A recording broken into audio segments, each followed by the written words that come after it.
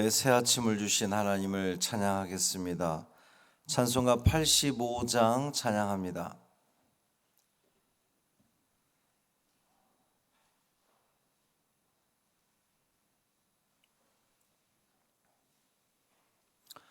찬송 85장 구주를 생각만 해도 찬양함으로 새벽 기도회를 시작하겠습니다.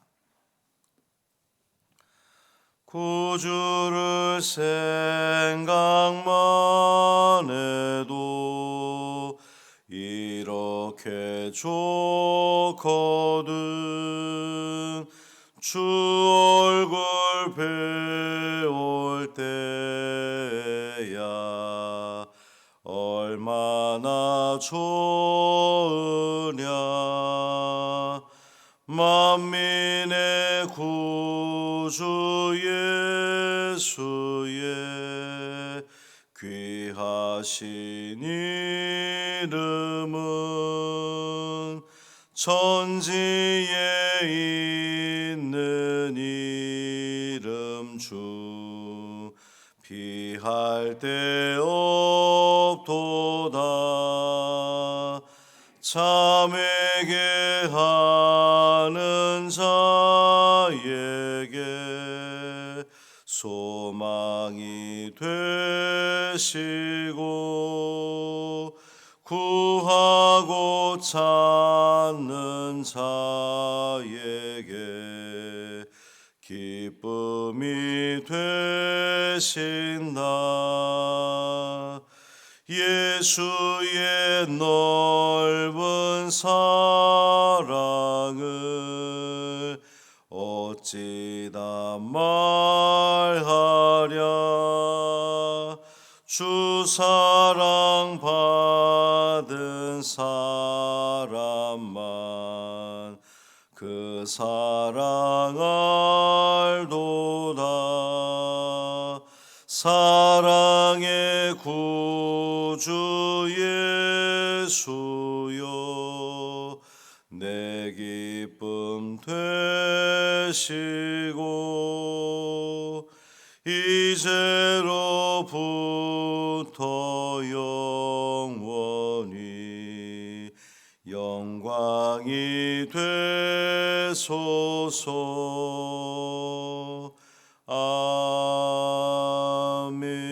아멘. 사도신경으로 우리의 신앙을 고백하겠습니다.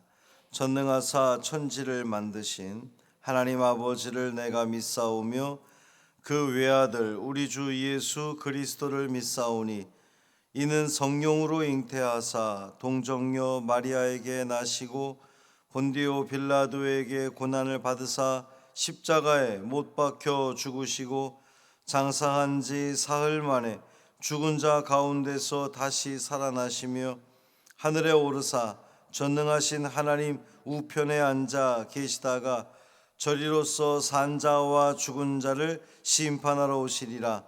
성령을 믿사오며 거룩한 공회와 성도가 서로 교통하는 것과 죄를 사하여 주시는 것과 몸이 다시 사는 것과 영원히 사는 것을 믿사옵나이다. 아멘. 이사야 19장 11절부터 15절까지 말씀입니다.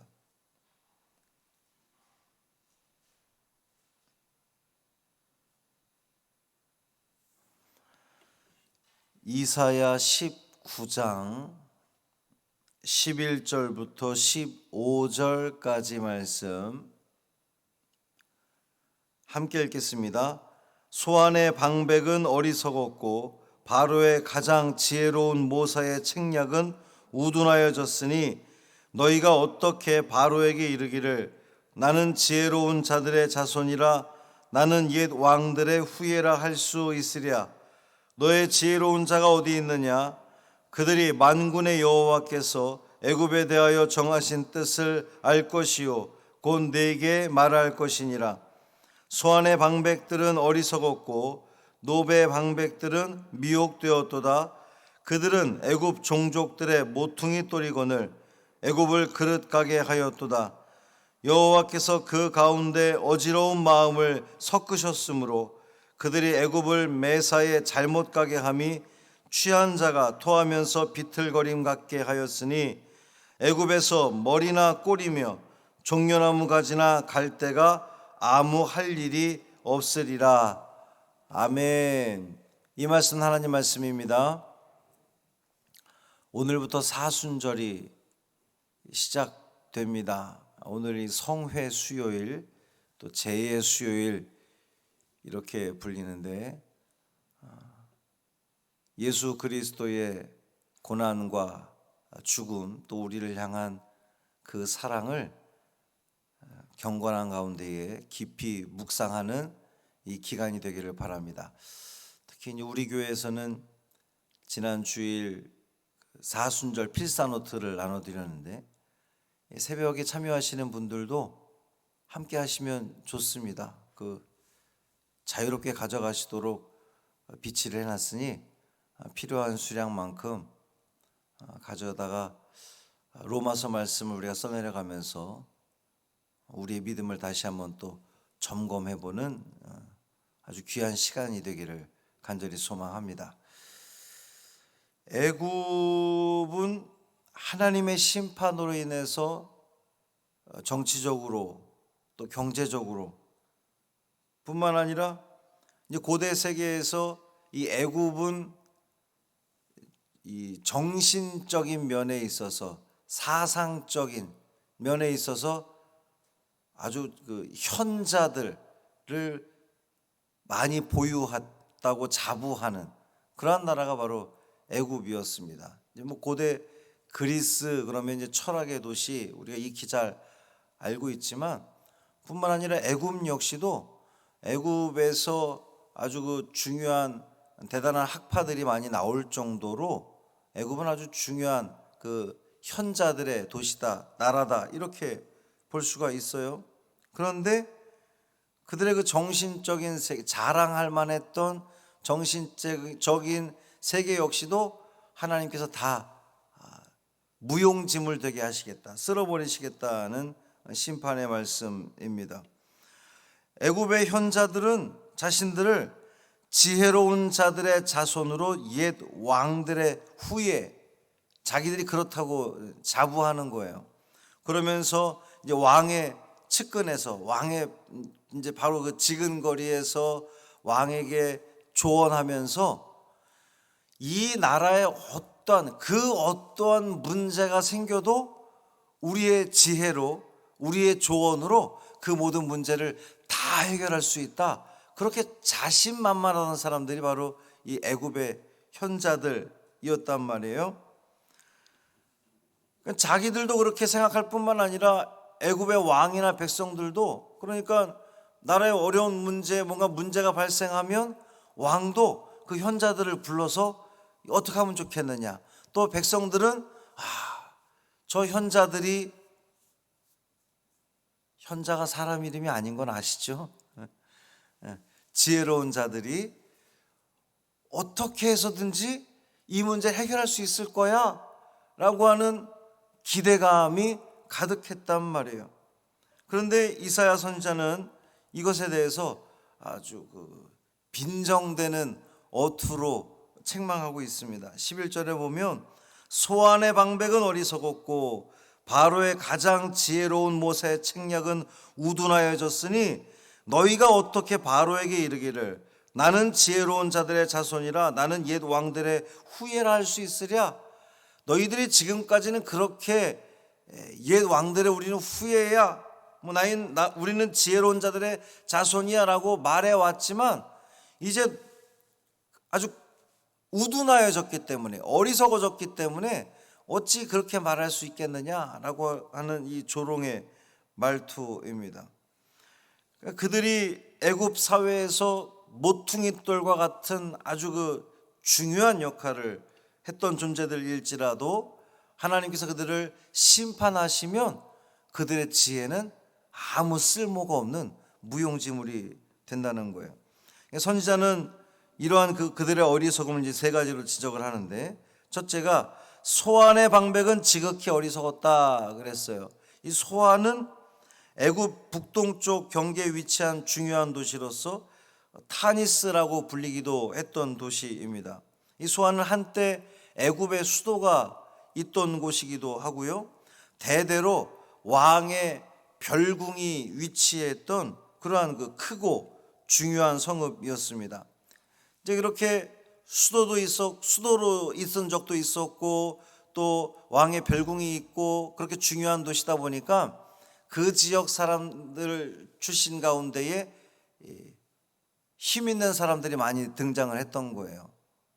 힘을 가진 사람들이. 그런데 심판의 날에는 아주 어리석게 되어서 백성들을 그릇된 길로 인도하게 될 겁니다.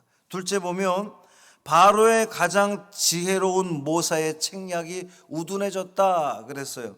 여기서 이 모사는 그 왕 측근에서, 왕 가까이에서 이렇게 조언하는 정치 고문 이렇게 보면 되는데, 이 모사들이 사실상 왕이 있긴 하지만 국정을 다 좌지우지하는 사람들이 바로 이 모사들이었단 말이에요. 근데 심판의 날에 모사들 스스로는 가장 탁월한 지혜자들이라고 그렇게 생각해서 왕에게 이 위기를 극복할 수 있는 방법들을 이렇게 저렇게 제시하겠지만 소용없다. 아무런 소용이 없게 될 거다라고 하는 거예요. 세 번째, 노베 방백들은 미혹되었다 그러는데, 이 노브는 나일강 남단에 위치한 중요한 성읍으로서 멤피스라고도 불리는, 이제 얼마나 이 멤피스가 대단했던 도시였던지 미국에도 멤피스라고 하는 도시가 있을 만큼 멤피스는 아주 그 애굽의 300년 동안 그 수도의 역할을 했던 대단한 도시였습니다. 그러니까 아까 저기 소안의 방백들처럼 이 멤피스 노베 방백들 역시 자기들 스스로는 대단히 지혜롭고 또 힘이 있고 또 그들의 발언이 나라 국정에 대단한 입김으로 작용했던 그러한 사람들이었는데, 그들이 미혹됐다는 거예요. 그 미혹됨으로 인해서 애굽 나라를, 애굽 왕과 애굽의 백성들을 그릇된 길로 인도하게 된다라고 하는 겁니다. 하나님의 계획 앞에서는 인간의 지혜, 이 세상의 지혜는 아무것도 아니라는 거예요. 그저 이제 본문의 표현을 딱 보면은 우둔하고 어리석고 혼미할 뿐입니다. 그런데 사람들은 이 세상 지혜를 의지하고 하나님을 무시하는 거죠. 성경은 이런 그 세상 지혜의 어리석음을 우리에게 분명하게 말씀하고 있습니다. 세상 지혜를 대표하는 이 애굽의 방백들과 모사들이 어리석게 되었던 이유가 뭐냐? 그렇게 지혜롭고 현자들이라 그러는데, 어리석게 되었던 이유가 14절 말씀 보면 여호와께서 그 가운데 어지러운 마음을 섞으셨으므로 그랬어요. 그 지혜롭다고 여겼던, 스스로가 그렇게 빠릿빠릿하고 머리가 잘 돌아가고 어떤 결정도 현명하게 내린다고 하는 그 사람들의 무엇을, 그 마음을, 어지러운 마음을 섞으셨다. 하나님께서 더 이상 지혜롭지 않게 만드셨다라고 하는 겁니다. 이제 이 대목에서 우리가 오해하지 말아야 되는 것은, 그 하나님께서 그들의 정신에 뭐 어리석은 마음을 이렇게 주사기로 주입하듯이 주입했느냐, 그렇게 읽기보다는 그들이 그릇된 결정을 해도 하나님께서는 뒷짐지시고 아무런 관여도 하지 않으신다, 이렇게 우리가 이해하면 됩니다. 그 결과 어떻게 됩니까? 첫째는 애굽으로 하여금 취한 자가 토하면서 비틀거림 같게 했다는 거예요. 그 술에 가득 취한 사람 보면 정신을 차리지 못하고 갈 바를 알지 못하고 비틀비틀 거리면서 가잖아요. 애굽 나라가 그렇게 된다, 애굽 백성들이 그렇게 된다는 겁니다. 또 머리나 꼬리나 종려나무 가지나 갈대나 아무 할 일이 없으리로다 그랬어요. 여기서 말하는 머리나 종려나무 가지는 애굽의 그 지도층들을 말하는 것이고, 꼬리와 갈대는 일반 백성들, 또 가난한 사람들을 말하는 겁니다. 그러니까 지도층들이든 애굽의 일반 백성들이든 술 취한 자들처럼 비틀비틀거리면서 똑바로 가지 못하니 당연히 그들은 올바른 길로 이렇게 나가는 것이 아니라 그냥 나라 전체가 다 정신적으로 엉망이 돼버린다라고 하는 그러한 말씀이에요. 왜 이렇게 하나님께서 만드십니까?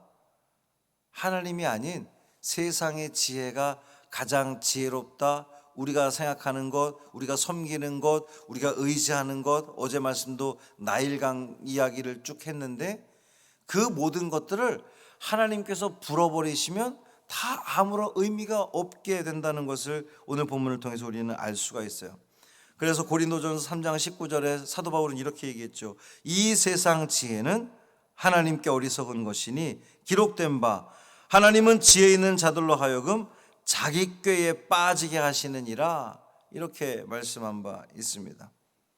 지혜의 근본, 오직 하나님만 우리가 의지하며 나아가는 겁니다. 우리가 하나님께 늘 기도하고 하나님을 의지하면 우리는 이 세상 가운데에 어떻게 선택하고 어느 길로 갈지를, 그게 지혜잖아요. 지혜롭지 못한 게, 우둔한 게 뭡니까? 올바른 선택을 하지 못하는 것이 우둔한 것인데, 우리가 하나님께 기도하고 하나님께 붙어있고 주님과 동행하는 삶을 살아간다면, 하나님께 그 모든 것들을 묻는다면 하나님께서는 가장 지혜로운 길로 우리를 인도하실 거예요. 그럼 그 결정이, 하나님께서 인도하시는 그 길은 틀림이 없다는 겁니다. 오늘 하루의 삶도 주께서 이끌어 주시는, 여러분 우리 또 아주 삶의 사소한 것부터 중요한 것까지 많은 결정들을 해나가야, 선택을 해나가야 되는 삶인데, 하나님께 물으십시오. 하나님께 깊이 묻고 진중히 묻고 내 뜻을 다 접고 하나님께 온전히 물으면 하나님은 반드시 응답해 주십니다. 그리고 그 응답한 대로 순종, 나는 이러고 싶지 않은데 하나님께서 나에게 이렇게 가라고 말씀하시면 그 길로 가십시오. 때로는 그 길이 고난의 길일지라도, 어려운 길일지라도, 조금 손해보는 길일지라도 그 말씀에 순종하여 간다면 가장 지혜로운 길, 가장 은혜로운 길, 복된 길 될 줄 믿습니다. 오늘도 승리하는 이 하루 되기를 주님의 이름으로 축원합니다. 살아계신 아버지 하나님 감사합니다. 이 세상 지혜는 하나님께 어리석은 것이라 말씀하셨습니다. 하나님은 지혜 있는 자들로 하여금 자기 꾀에 빠지게 하시는 하나님이시라고 했습니다.